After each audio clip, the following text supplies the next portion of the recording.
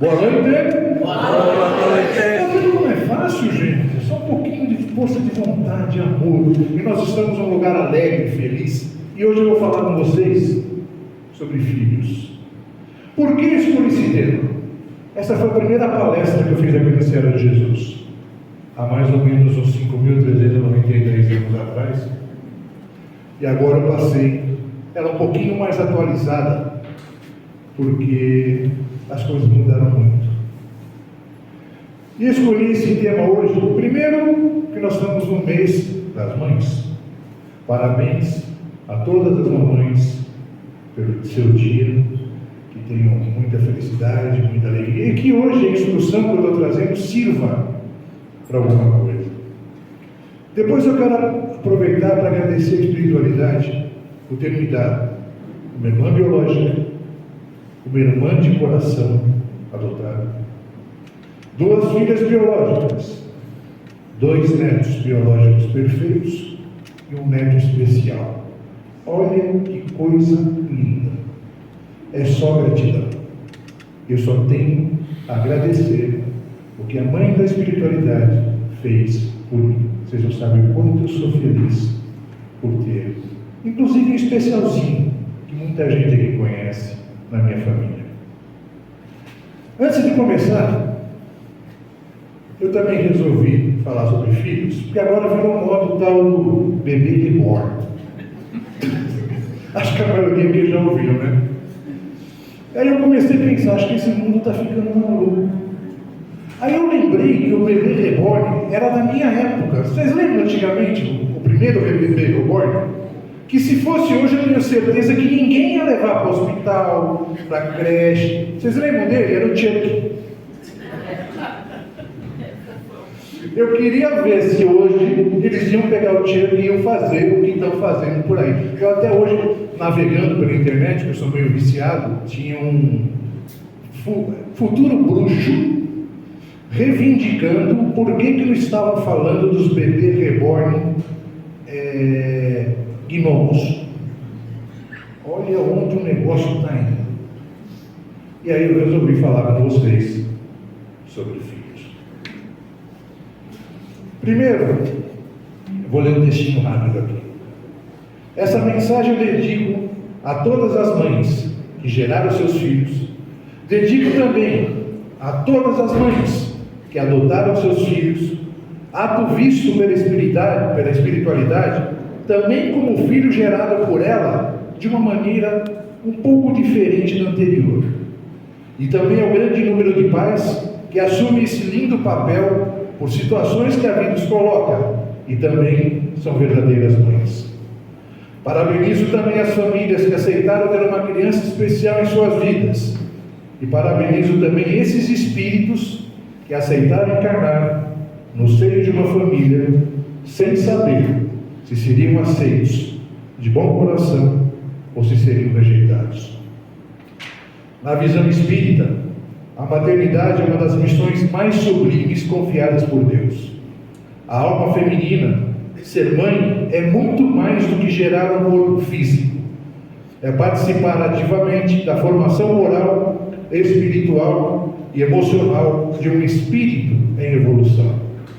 Segundo os ensinamentos de Allan Kardec, dos espíritos superiores, a mãe é um instrumento divino na tarefa de educar, orientar e amar incondicionalmente.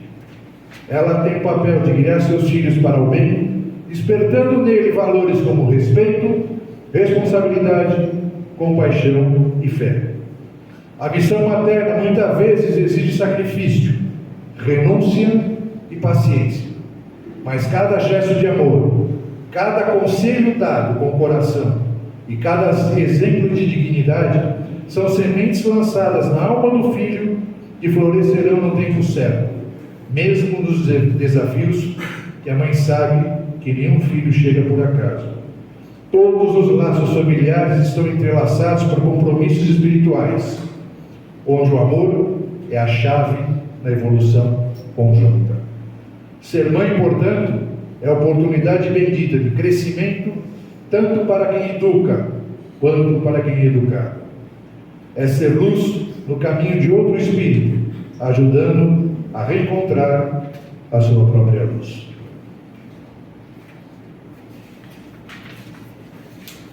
Então vamos lá. Filhos, está aqui, é assim mais ou menos que funciona. Está um anjinho lá na nuvem sentado, sem fazer nada. Aí a cegonha vira para ele e fala lá: você vai encarnar, filho. Chamaram lá de cima e não tem jeito, está na hora de você encarnar. E aí ele faz aquela cara, né? Você imagina, você está lá em cima tranquilo, sem fazer nada, alguém fala: filhinha, mãe, você está encarnado. Deve ser uma sensação meio estranha, né? Mas tudo bem, aí ele fica sabendo que ele vai encarnar. O que é a primeira coisa que ele faz? Ele vai no Ministério da Reencarnação. Aí ele chega lá, ele vê qual é o problema que ele tem passado, que ele precisa resgatar, e ele escolhe. Nessa encarnação eu vou ser manco, coxo, preto, branco, amarelo, vou vir como meu neto cardiopata, vou ter probleminha. Ele escolhe o que ele quer passar. Tanto que todos nós que estamos aqui passamos no Ministério da Reencarnação. Aí um vem sem perna, outro vem sem braço, um vem sem um olho, outro vem sem o outro. Mas nós escolhemos. E quanto mais difícil a prova, maior é a coragem daquele espírito que está encarnando. Tanto que eu digo, meu neto teve mais coragem nessa encarnação do que o avô dele, para vir com tantos problemas. Aí vamos lá, ele escolhe o que ele quer ser. E a mamãe vai no médico, chega lá, ela vira para ele e fala: a senhora vai ter um filho. É aquela alegria, não é assim, mães? Quando você chega lá e o médico fala: filhinha, vai ser mamãe. E aí vem aquela festa. Tudo é alegria, tudo é felicidade. A barriguinha começa a crescer, a coisa mais linda. Aí chega o grande dia. Corre para o hospital, a bolsa estoura, aquela loucura, e nasce o bebê.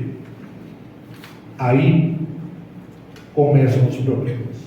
O bebê chora, vai dar de mamar, o bico racha, o pai que dormir não consegue. É aquela loucura, a tua vida muda assim totalmente. Mas existe amor. E quando existe amor, tudo fica mais fácil. E aí você pensa: muito bem, agora nós vamos entrar na parte da educação. A educação do seu filho revela exatamente a virtude do seu pai. Lembrem disso. A educação do seu filho é que revela a virtude do seu pai. Seu filho seguirá o seu exemplo, não o seu conselho. Não adianta você dar um conselho para uma criança de 2, 3 anos. Ela não entende o que é um conselho. Ela vai ser exatamente o que ela vê no pai, na mãe, no avô, na avó e em todos que convivem com ela. E ela vai ser a cópia fiel de vocês. A criança vai crescendo, mostrando que aquela pequena alma traz na sua encarnação, e muitas batem de frente com os pais, que por se acharem superiores, acabam impondo por meio de gritos, brigas e ataques físicos, que não compreendem que ali não é uma matéria, ali é um espírito em evolução. Cada um abastece o outro de afeto como deseja.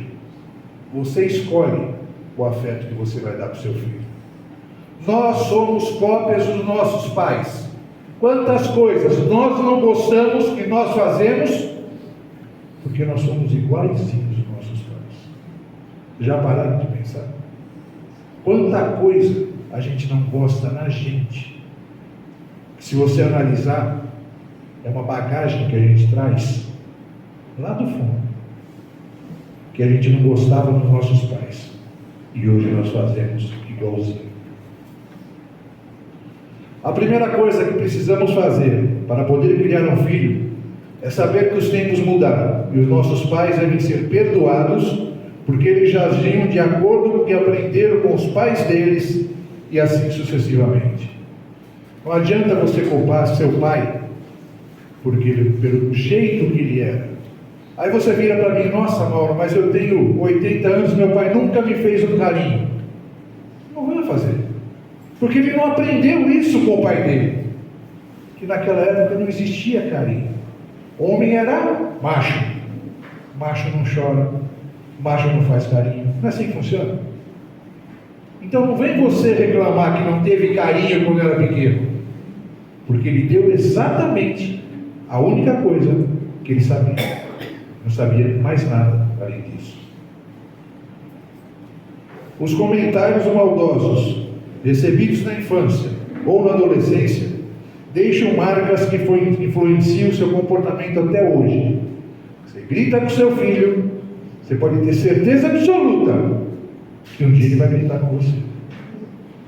Ele vai pagar na mesma moeda exatamente o que ele aprendeu. Quase sempre não é a criança que é debochada, agressiva, preconceituosa ou mentirosa. Elas costumam aprender direitinho dentro de casa. Você tem um filho preconceituoso? Pode ter certeza, ele aprendeu com você. Você tem um filho que xinga, grita, ofende, ele aprendeu com você. Então comece a prestar atenção na maneira de você ser com o seu filho, porque é ele que vai ser você amanhã. As crianças copiam o que aprendem, com todos que convivem com ela. Então muito cuidado, gente, com quem vocês colocam dentro de casa. Não é porque o teu amigo é bonitinho, um cara legal, olhinho azul, que ele pode conviver com uma criança dentro da sua casa, porque você não está enxergando o espírito que vive dentro daquele corpo. E de repente você está colocando um pedófilo dentro da sua casa e você não sabe. Então muito cuidado, pais, mães e avós, com quem vocês deixam ter contato com as crianças e com os adolescentes. Hoje em dia está extremamente perigoso esse contato sem o conhecimento profundo de quem são essas pessoas. Está aqui, ó. Aqui é uma explicação clara. Nada é tão contagioso como um exemplo. Isso eu vejo em casa com meu neto. Ele tira sarro da minha cara, ele pega a minha bengala ainda e fica rindo na minha cara.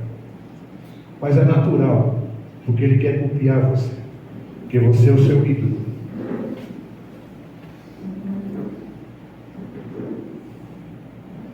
Seus filhos não são culpados. Quando você tiver um problema desse, olha a culpa de quem é.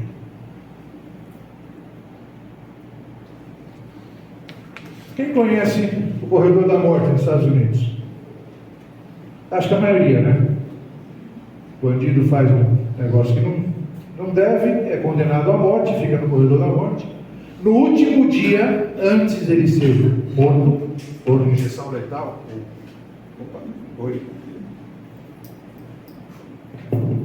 por injeção letal, foi embora. Por injeção letal ou outro tipo de morte, ele tem direito a uma refeição e um pedido. E eu vou ler o relato de um rapaz que pediu simplesmente papel e caneta. Isso não é brincadeira não, gente, é verdade. E eu vou ler para vocês o que ele escreveu nessa carta antes de ser executado. Pai, se houvesse mais justiça nesse mundo, seríamos os dois executados, e não apenas eu.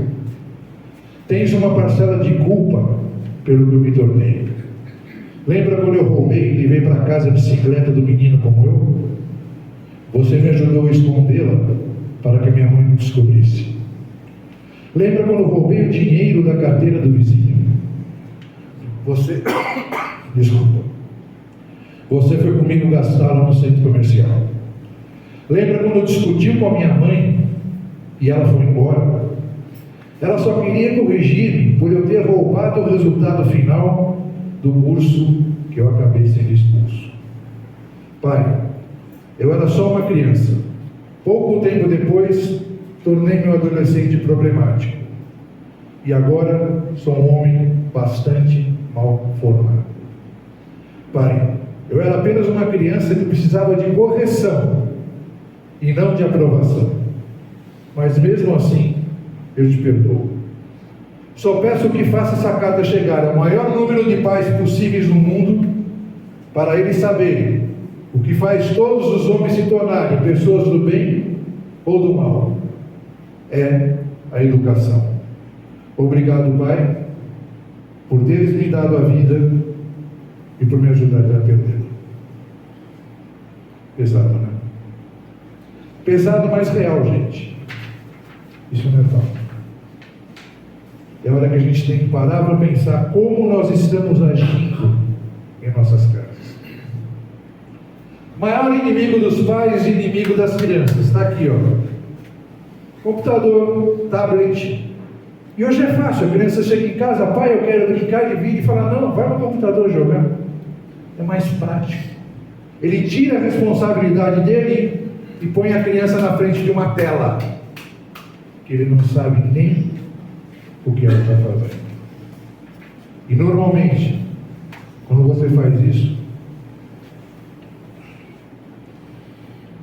olha o que a criança quer. Ela não quer o computador. Ela quer você. Ela precisa de você.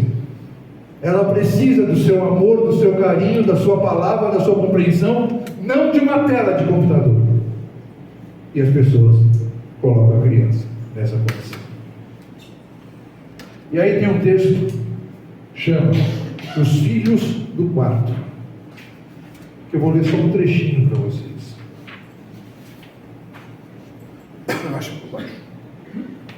Convido você a tirar seu filho do quarto, do tablet, do celular, do computador, do fone de ouvido. Convido você a comprar uns jogos de mesa, tabuleiro, e ter seus filhos e netos na sala, ao seu lado, no mínimo 2 dias estabelecidos por semana, de preferência à noite, além do sábado e domingo. E jogue, divirta-se com eles, escute a voz, as falas, os pensamentos, e tenha a grande oportunidade de tê-los vivos ao seu lado, dando trabalho, de que eles aprendam a viver em família, se sintam pertencentes no lar, para que não precisem se aventurar nessas brincadeiras malucas, para se sentirem alguém, ou terem um pouco de adrenalina, que antes tinham com as brincadeiras no quintal. Acrescento ainda, não imponha sua religião às crianças e aos jovens. Faça que tudo seja o mais natural possível. O testemunho arrasta. Isso é só prova que eu vejo pelos meus netos. O meu mais velho está com 12 anos, ele fala, nossa, todo mundo liga para cá que fala com o vovô. Fiquei sabendo que ele é espírita. Eu não preciso falar para ele. Ele está vendo. Ele está começando a entender como as coisas funcionam. Como você precisa mudar para ser uma boa pessoa. E qual o caminho. E como seria bonito ver nossas famílias com tempo para uma meditação e reflexão da palavra, a oração em família, evangelho no lar, recitação das parábolas de Jesus, participação em qualquer rito religioso para acender dentro daqueles pequenos corações a mensagem de Jesus e o saber quem é Deus. Há 2 anos atrás eu estava numa missa. Eu tenho uma filha que é extremamente católica, ela estava fazendo a crisma. E do meu lado estava o meu neto e uma menina de 12 anos. Começaram a rezar o Pai Nosso na igreja. Ela virou para o meu neto e falou, o que é isso? 12 anos de idade. Ela nunca tinha escutado o Pai Nosso. Conheço ainda muita gente nas nossas comunidades que tem esse abençoado hábito, mas grande parte das famílias que conhecemos não tem por hábito essas vivências da nossa fé. Tirem nossas crianças e jovens do quarto, Coloque eles no coração da família, no coração do pai, no coração da mãe e no coração de Jesus. E vocês vão ver uma mudança extremamente importante dentro de suas casas. Quem lembra disso aqui? Ó? A gente não tinha internet, não tinha celular, mas ficava na rua até de madrugada. Lembra disso? Não era gostoso? Hoje a criança não sabe o que é isso. Porque ela não sai do tablet. Ela não sai do celular.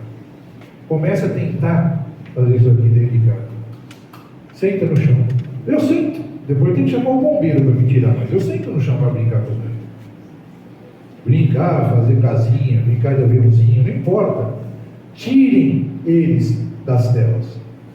Vocês não sabem o mal que vocês estão fazendo. 13 avisos de problemas psicológicos em crianças. Prestem bem atenção. Primeiro, aumento da dificuldade do pequeno com os exercícios em sala de aula. E o pai e a mãe não percebem. Maior distanciamento de pessoas que pertencem ao núcleo familiar, parentes, amigos e colegas. Comportamentos agressivos com colegas de sala envolvendo agressão física e ameaças. Mudança repentina e frequente de humor. O pequeno tenta se machucar com certa frequência. Dificuldades para se concentrar nas atividades da escola ou em situações mais simples. Alteração no comportamento que pode resultar em explosões momentâneas, aquelas birras mais fortes, ou até mesmo em agressão, demonstrando medo de tudo e de todos. Apatia, sem nenhuma razão aparente. Desconforto físico e demais reclamações sobre dores. Dificuldades frequentes para dormir e agitações noturnas, como pesadelos. O pequeno negligencia a própria aparência. Preocupação excessiva com o peso e a forma do próprio corpo. A criança passa a comer compulsivamente, ou por outro lado, ela também pode diminuir de forma considerável a ingestão alimentar. Ambos os casos são prejudiciais à saúde. E o pai e a mãe, naquela correria, não prestam atenção e um dia chega em casa, a criança está assim. E eles nem entendem o motivo. E agora eu vou mostrar para vocês.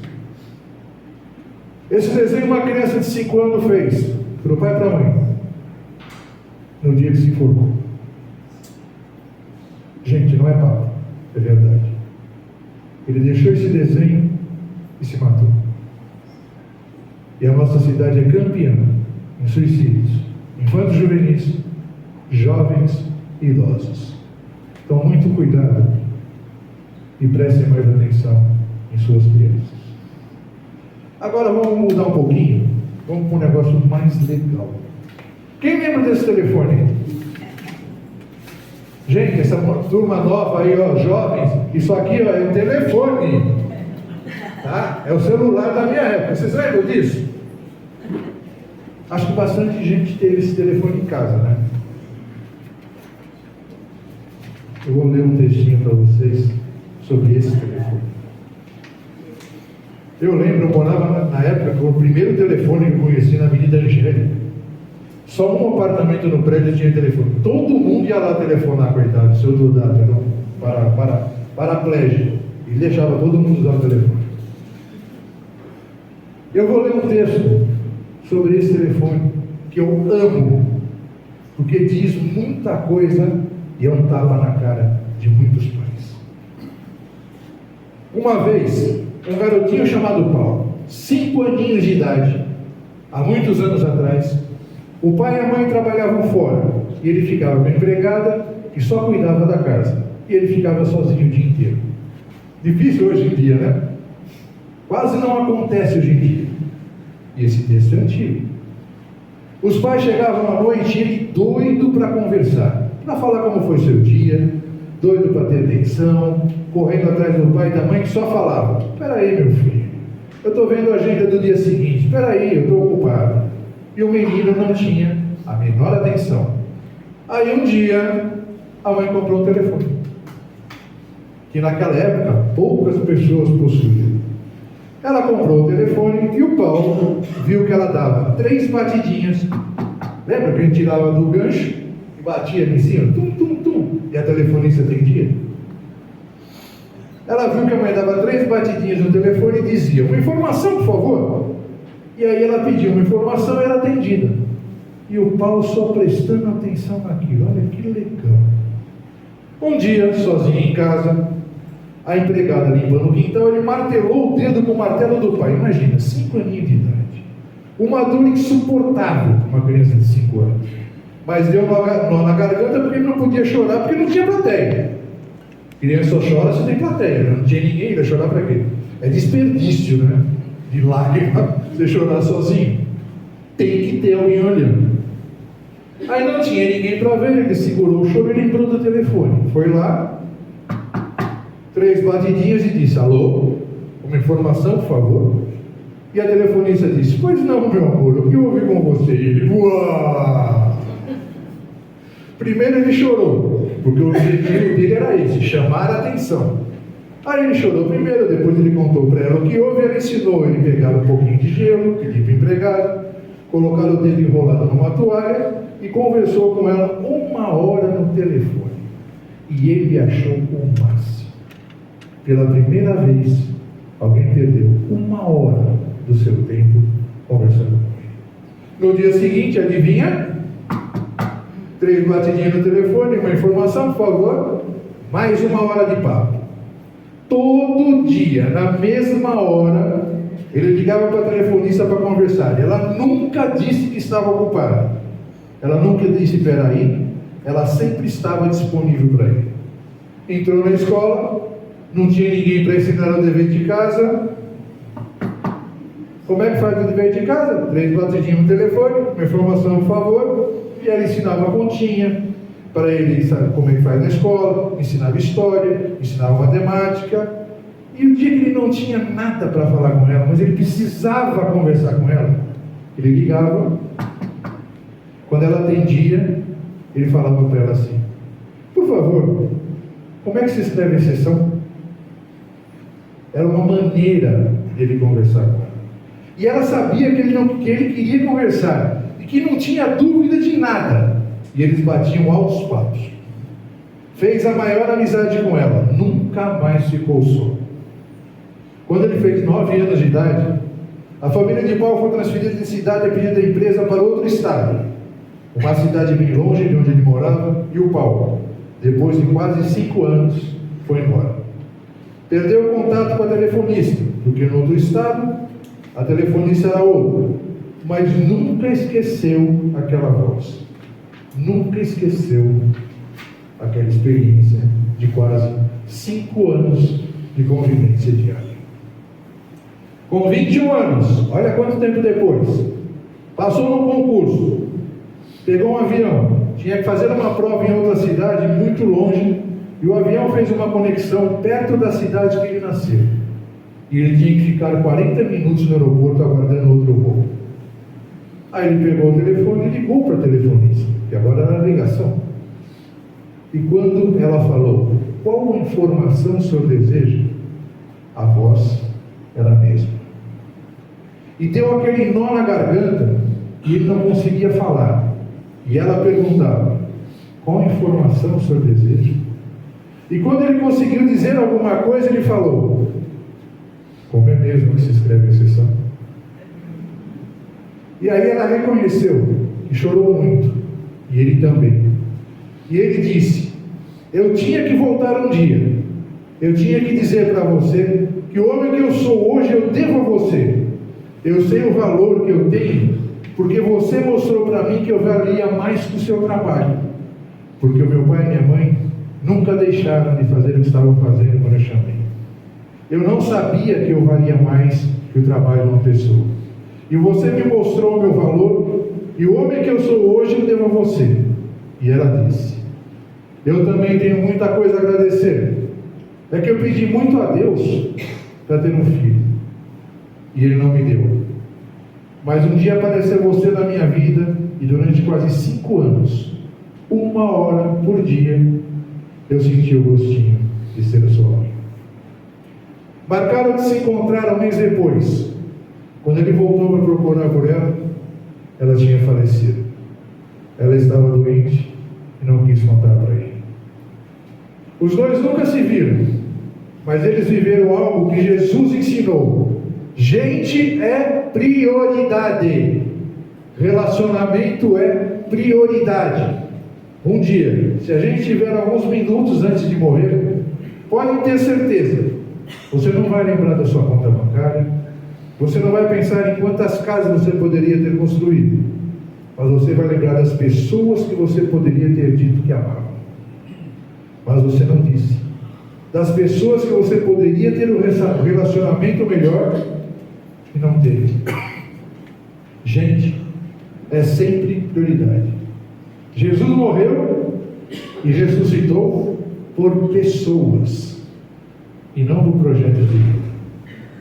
Claro que Ele nos capacitou a criar os nossos projetos de vida, lógico. Mas se você tiver um grande projeto, realizar 100% do seu projeto e largar a sua família para trás, você não venceu coisa alguma. Se você conquistar 50% da sua família com a sua parceira nisso, você pode se considerar um campeão na vida.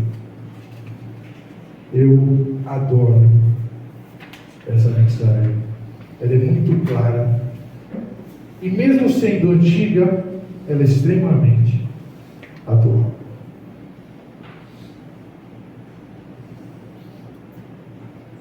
Cinco dicas para você parar de gritar com seu filho. Porque o homem se acha superior e ele impõe a criança como um grito. Então eu vou dar 5 dicas para vocês. Primeiro, consciência. Gritos não educam. A criança paralisa porque ela fica com medo de você, não porque ela te respeita. Para tudo. Sentiu que vai explodir, sai de cena. Se estiver gritando, pare a fase onde ela se encontra e só volte a falar com a criança quando você se acalmar. Ela tem medo de você.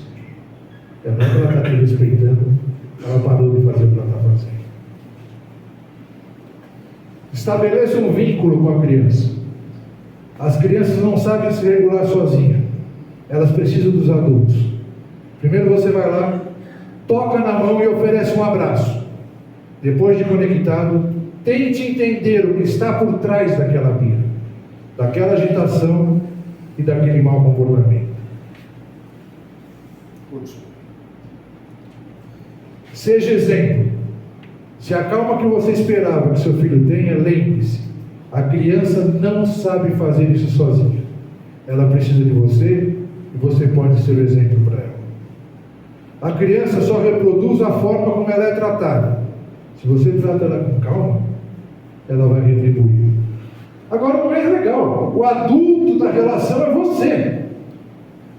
E a maioria das pessoas invertem a situação. A criança manda no adulto. Ele esquece que o adulto é ele, não é a criança. Seja empático. Olhe a situação com os olhos da criança e não com os olhos de um adulto. Fazendo assim, isso você vai entender o motivo daquele comportamento. A mudança acontece com o processo. Um dia de cada vez. Você não vai mudar do dia para a noite, mas você pode e precisa começar. Então, comece agora, para a gente ter filhos felizes.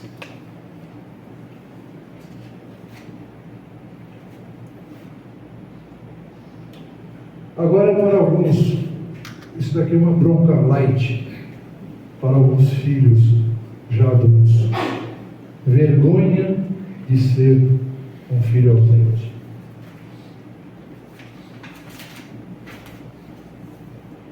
Fui levar meu pai no médico.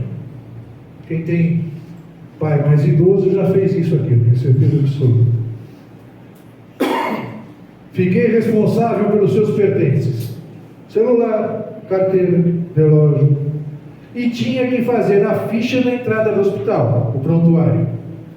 E tinha umas perguntas básicas, tipo sanguíneo, se fez alguma cirurgia, que medicação toma, se é alérgico a alguma coisa. E eu, como filho, não sabia de nada.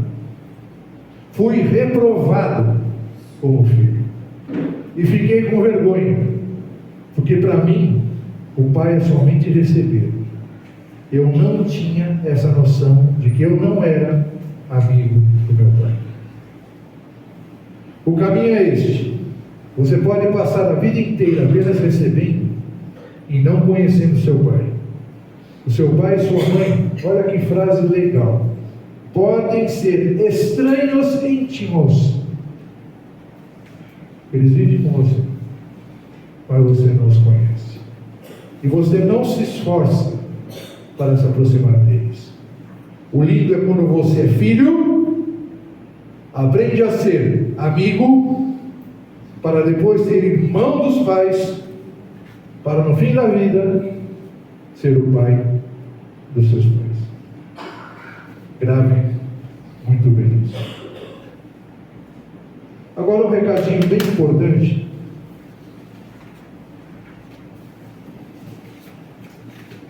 Quem quiser pode até fotografar, porque eu acho extremamente interessante entender esta parte aqui. Quando tratar uma criança ou um adolescente, não use os olhos da matéria, use os olhos da alma, pois aquela criança não é uma criança, ela está criança nesse momento. E o adolescente não é um adolescente, ele está adolescente nesse momento. Além do que, o espírito que os habita pode ser inferior ou superior a você. Então nunca saberá se vocês estão juntos nessa encarnação, porque se você precisa ensinar ou se você precisa aprender com eles nessa encarnação. A hora que você começar a ver o outro como um espírito em evolução e se colocar no seu devido lugar, porque você não sabe com quem você está falando. Lembra aquele papo? Sabe com quem você está falando? É mais ou menos assim. O negócio começa a ficar diferente. Você começa a respeitar o próximo. Você começa a respeitar o jovem. Você começa a respeitar a criança. E às vezes, ele veio para te ensinar. Não foi você que veio para cuidar dele.